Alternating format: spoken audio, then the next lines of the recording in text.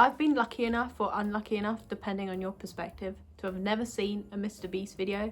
I've obviously seen clips and things of him because he's very hard to avoid, but to expose myself to the most overstimulating 20-minute piece of media, personally, never experienced. But Mr. Beast is such a huge part of the YouTube or even just like the internet zeitgeist. I think it's important to understand the man, the myth, the legend, which is Jimmy Beast, which is why I'm going to expose myself to a full day of consuming Mr. Beast. First up, I've got to walk and go to the gym, and what is normally a nice pleasant walk listening to my favourite tunes is now going to be filled up with a Mr. Beast podcast, Diary of a CEO with Mr. Jimmy Beast. So I assume it's just going to be about money and investing and Mr. Beast games and feastables or something. So that's going to be real fun to learn about that, and then we'll be listening to that throughout my workouts. So hopefully I had a new PR. Feastables. According to the podcast, this is one of his most proudest things. I kept hyping up how good this is and how it's ethically sourced, which is great, obviously. I think if what he's saying is true, I don't know why it shouldn't be. It's good that he's made something that is helping people, you know, especially in something as trivial as like a chocolate business. He's helping with child labor, not helping with it, helping end it, which is good. But they were like getting really, they were like, oh, this is such good chocolate, such a good thing. Oh my god, my chocolate is so good. And we're gonna try that out. I got the milk crunch because I saw Jay Schlatt's chocolate tier list, and he said this was the best one out of all the Mr. Beast ones. This was also like $5, which is kind of pricey, but I guess it makes sense if he's ethically sourced. Chocolate is usually more pricey. My go-to chocolate is Tony's, which again is I think it's like fair trade or something, and it's actually really good chocolate. Like the flavors different to the normal chocolate you get, so that's usually my go-to. So this one is as good, something like that. We might be switching to feastables, baby. Chin chin.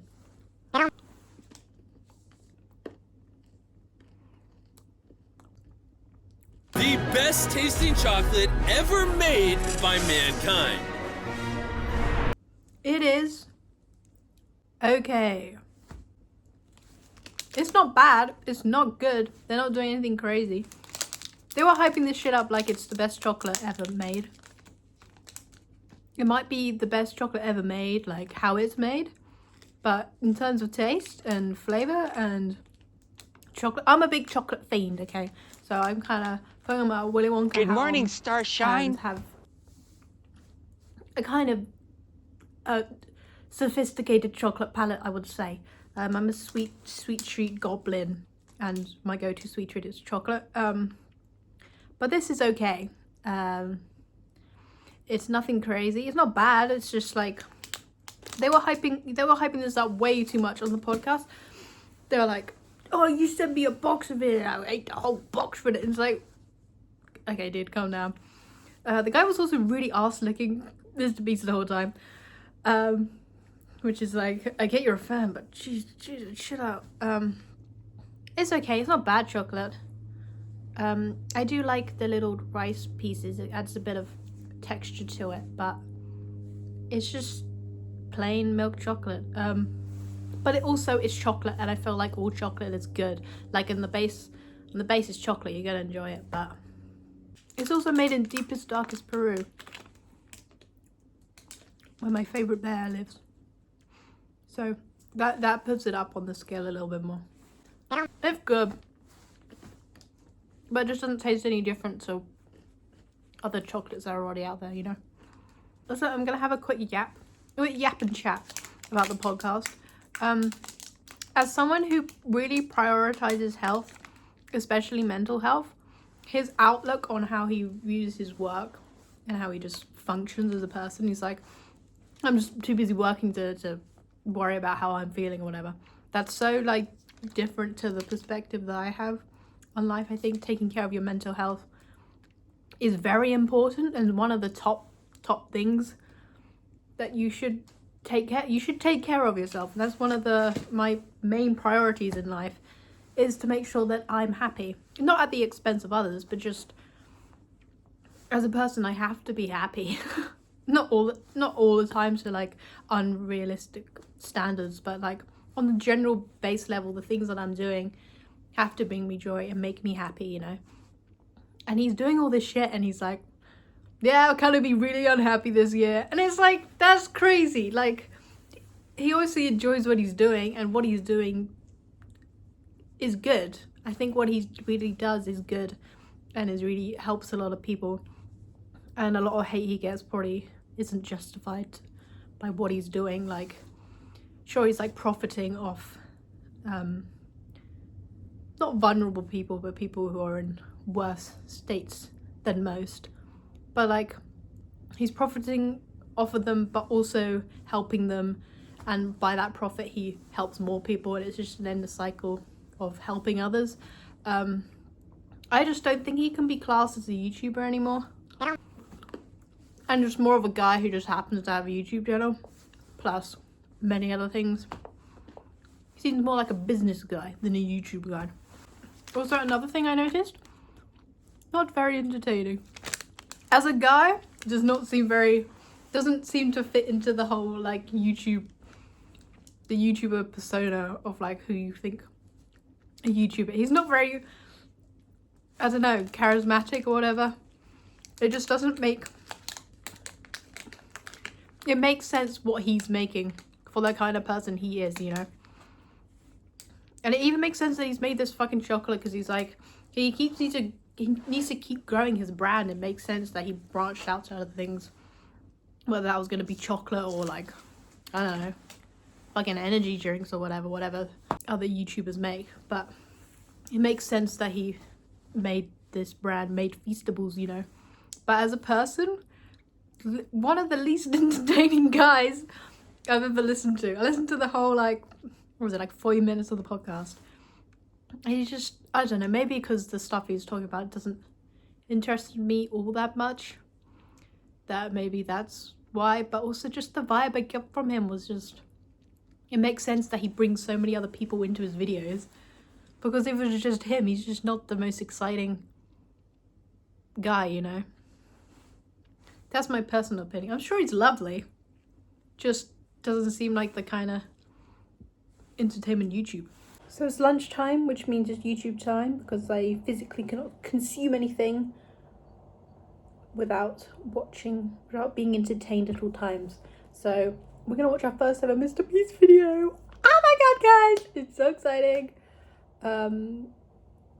So yeah, we're just gonna watch his most popular one, which seems to be the Squid Game in real life. Remember that show? Remember Squid Game? Can't wait for the next season. You know what else I can't wait for the next season of? Mr. Beast Games. I haven't even watched the first one, but I know I can't wait for the second one. It's gonna be so good. Yeah, so we'll see how enjoyable this is. It's almost half an hour long, which is kind of crazy, but honestly it takes me like an hour to eat this fucking salad, because salads are one of the most time-consuming meals you could ever eat in your goddamn life. So we might be going through all of Mr. Beast's discography, which I say is time well spent. What I've noticed most about these videos is the amount of sound effects they use, especially like just the same one. That camera flashing sound effect is used every 5 seconds. It's insane. And how quickly it moves on, I guess it's for like attention. And if there's like little kids watching, they want something happening every single second. This is not really my kind of style of YouTube I like to watch, which is just like a personal preference. Like personally, I like to watch more commentary YouTubers, which is mostly just them sitting there talking for like long periods of time. Not even long, for like even like a minute on YouTube of uncut footage is seems long. Especially compared to Mr. Beast videos, but I just prefer that kind of style more. So obviously this isn't made for me, you know. But yeah, it's wild to see this side of YouTube, you know. I think, and there's a lot of other YouTubers that copy the Mr. Beast kind of style. So that whole side of YouTube is just so foreign to me. Yeah, it's not good, but it's not like bad. It's just different, you know. Yeah, that's my opinion. So for a little bit of entertainment, I got the Mr. Beast Labs Swarms, whatever that is. I was thinking I thought it was Swans with a Z at the end, because I think that would be kind of cool, but they didn't. But if Mr. Beast needs me in his like advertising campaign, I would say, or branding, like I would say, put a Z instead of an S, and that would make him sell better. I wasn't really sure what they were, which is why I'm reading the whole pamphlet that comes with it. Still not really sure what they are. It also came with like a video explaining what they are. Still didn't really get it. You get a cool test tube kind of thing, so I felt like I was back in my biology lessons. It came with a little instruction saying, read me first, but jokes on them, I can't read. But that actually turns out to not be an issue. Not a single word on that. Okay, dude. So basically all you need to do is just take off the little lid bit and then just pour water straight in. But I couldn't work out whether you were meant to take it out of like the inner packaging, and it took me a while to work out, should I rip this apart or put it straight back in? So you had to, I mean, the instructions were pretty clear, just pour water straight in, but in my little head I was like, I want to rip this open. But you don't, just pour water straight in, and then you give it a big old shake. Luckily I did put it back in. She used her brain a little bit for that one.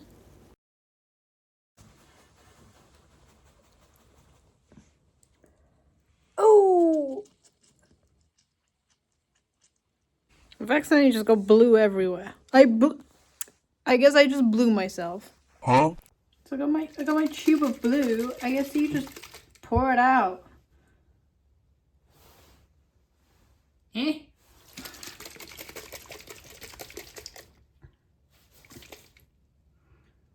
Okay.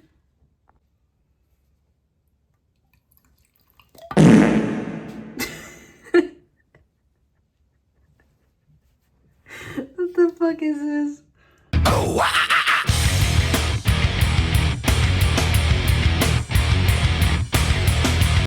I actually like this one because it kind of had back. This one had dumpy. This one I didn't like as much. I think it's because I didn't understand it. Let me know if these are rare. Are these the rare ones? I didn't really see the point.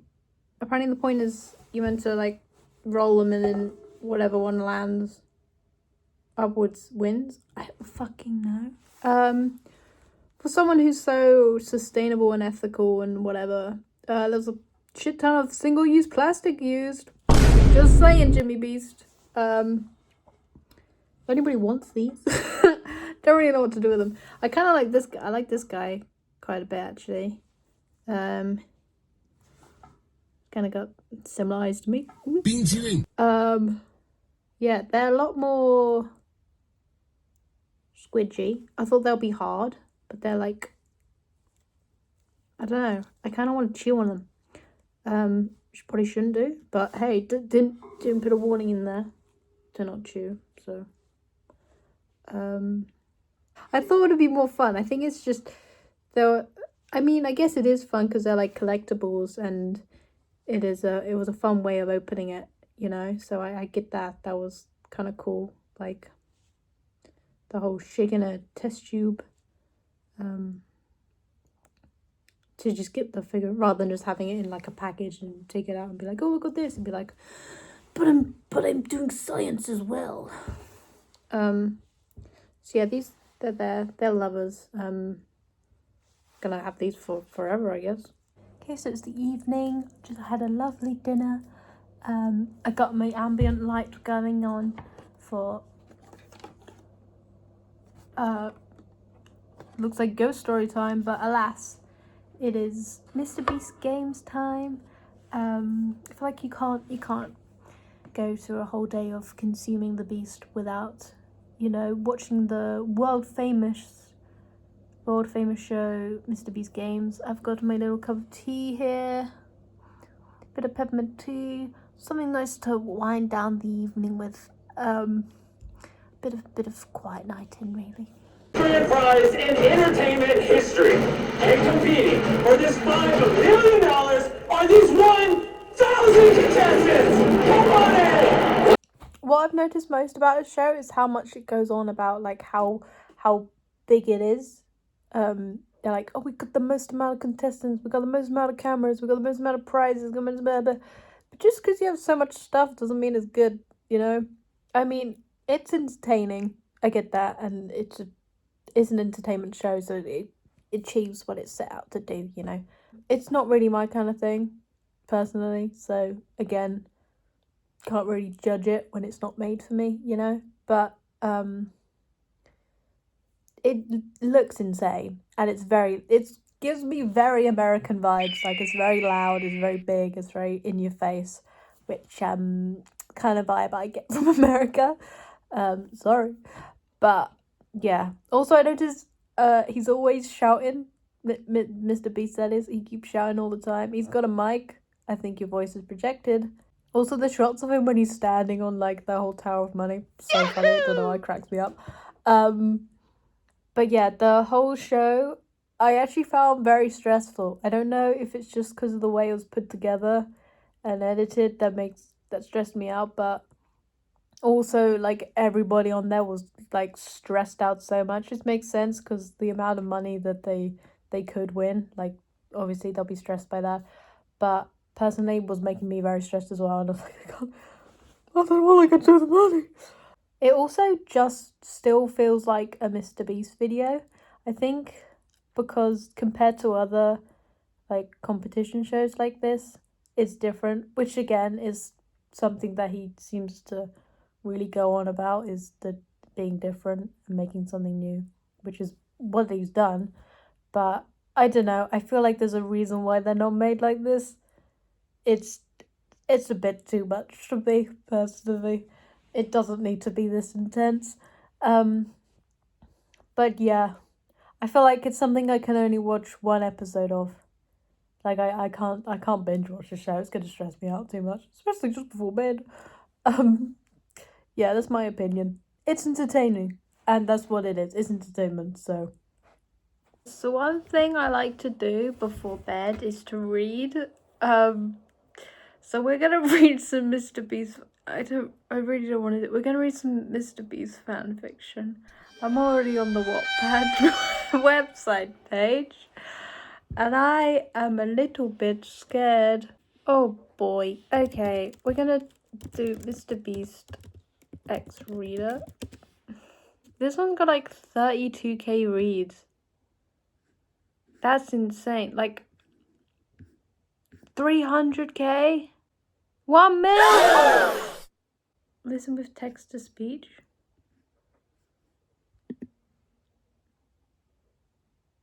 Chapter 1. It was very early. So early that even though the birds may be singing, it was hard to believe that it was even considered morning. The clouds were covering the sky in such a thick layer that the sun might as well have burned up and no one would have known any different. Purely miserable, in every aspect of the word. My phone was going to start blaring its annoyingly repetitive sounds, in an attempt... I can audiobook this shit. You know those TikTok videos that are like, when I'm getting mugged, but I'm listening to something and it like shows a perspective of them listening. Imagine getting mugged, but I'm listening to a Mr. Beast fanfiction audiobook. Don't just mug me. Fucking kill me, dude. Okay, let's read a couple of chapters. My phone was going to start blaring. Its annoyingly repetitive sounds, in an attempt to wake me up, but little did it know my eyes had been open for so long that every pattern in the ceiling had been burned into my mind repeatedly. There was no reason for me to be awake so early. My final day at college had ended yesterday, and the downward spiral of meaningless existence waiting for my results had begun. Waking up at this time was just habit, and the way it looked outdoors was a perfect reflection of my mood. This is the first time in years that I have felt so absolutely lost in this world. There was nothing to do, nowhere to go, and no one to see. Everyone that I had met over the years spent at college were already going to be packing up and leaving. I had made no real effort to find any friends whilst I was here. I wanted to keep my head down, pass my exams, and find a job. Keep my head down was the easy part. I'd found a place to rent off campus, so whilst everyone was bumping into each other in the corridors, I was hiding up in my tiny apartment, drawing pictures and filling up sketchbooks. Graphic design was very time-consuming, so there was no time for friends, or at least that's what I told myself to stay positive. Why is this written pretty well? I mean, it is going on a bit. Like, when does Mr. Beast come in? Shit, a voice said as I started to sit up. She's in Walmart, okay. He was holding his hand out in order to help me get up, and I gratefully took it. I'm so sorry, he said, and I shook my head. No worries, I wasn't really looking where I was going. That's when I saw that what everyone had been laughing about. There was a group of guys, some holding cameras and some grabbing items on shelves, but everything was centered around a guy holding a mountain of items in his hand, seemingly struggling to carry everything. Just as long as you're okay, I nodded my head. Another member of the group turned to us. He was rather tall and built quite well. He had a cheeky smile on his face, and he was still partially laughing, dimples showing on both sides of his face. He was rather cute. Is this Mr. Beast? Is this Mr. Jimmy Beast? His smile turned into a soft sort of worried frown, and he took in the sight of me brushing myself off. I caught his eye as he made his way over to us. Taki? Oh my god, I don't know any of Mr. Beast's group. Taki? What have you done now? He said in a joking manner. Tariq? Tariq, the guy who had just knocked me over, did a sort of half laugh. It's your fault, I was too busy recording the situation. I smiled as I looked back at the guy still performing a balancing act with all the items in his arms. Are you okay? He asked, looking me up and down with the same worried expression he had on his face moments before. I nodded my head. Yeah, I'm fine. I was in a world on my own. I smiled at him. The fluorescent lighting beaming down from the ceiling was reflecting in his eyes, making the blue in them really stand out. I couldn't help but smile more. Okay, no excuses, he said. Tarek, oh my god, can be clumsy sometimes, so we've got to make it up to you. The smile on my face must have turned to a look of confusion because his face lit up, and he said, pick anything you want. And just as quick as before, my expression changed to a look of shock. I just slowly shook my head. No way, that's ridiculous. I'm fine, you don't have to make anything up to me. He flashed me a smile. Come on, we're filming a video for YouTube. Whatever Chris over there can carry, I'll pay for. I looked back to the guy who was carrying all sorts of electronics and other things on top of a flat screen TV. Looks like he's already going to cost you hundreds. I don't want you to spend more money than you have to. I gave him a small smile. Thank you though, his shoulders dropped and he did an overdramatic groan. I guess I'll just have to pick something out for you then. He gave me another beaming smile and turned toward the electronic. That is such a Mr. Beast thing. Dude's always smiling, despite not actually being very happy. Bless, gun sucks. So Maya. That's me. He paused, resuming. Did you come into warm-up for any particular reason? I gave him a quizzical look. It's just that you didn't get any shopping for your own, so I don't know if we distracted you and you've forgotten something. He said rather hurriedly, and realization dawned on me. I opened my mouth to say something, but as he was waiting for a moment to butt in, the cashier from earlier came past. You managed to find a friend to get your stuff for you? Nicer, man. He sent me a head nod and then carried on walking, pulling his coat over his shoulders. I looked at the guy in front of me. He looked rather confused. My car got declined, I told him, feeling a wave of embarrassment come over me. You should have said something, he said. I would have been happy to get your groceries for you. I shook my head. I hadn't met you by that point. Besides, it's not a usual question to ask someone when you don't even know their name. I laughed. He stuck out his head and I shook it. Jimmy, that smile creeping back onto his face. Maya, I beamed back at him. Me if I met Mr. Beast. Oh my god, I'm in his car.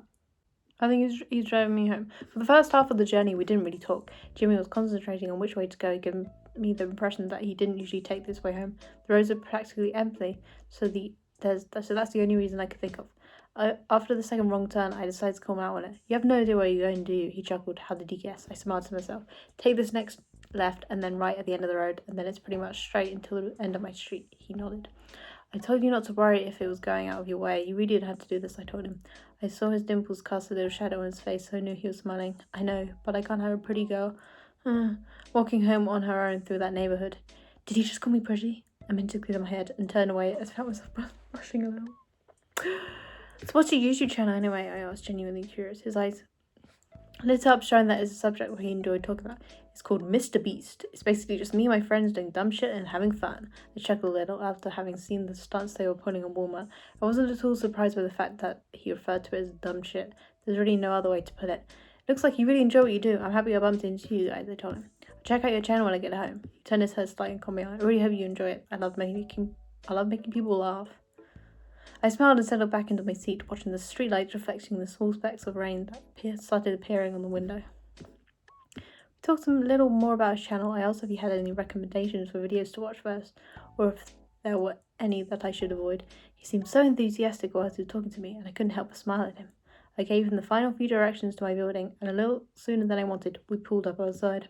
It was lovely meeting you, Maya, he said, pulling up the handbrake and turning his face to me. The light in the car turned on automatically, shining light on both our faces. The dull yellow mustn't done me any favours. It was never my colour, and almost always made me look washed out. Dude, come on. I would never think that.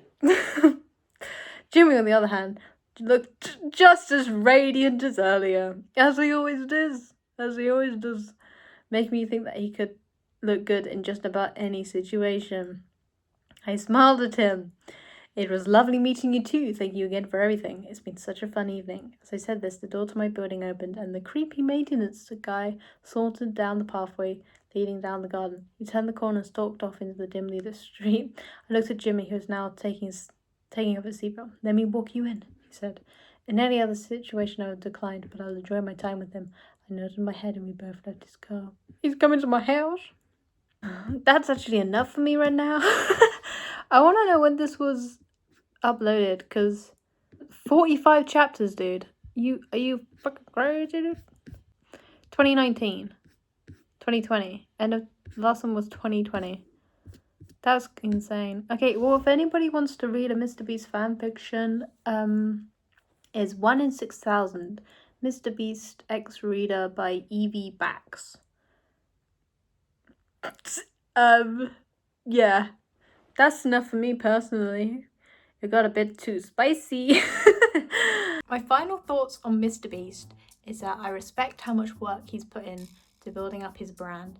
Like he said on the podcast that he had been doing this since he was 11, and so it shows how much time and effort he's actually put into YouTube and all his businesses and everything, and I respect that.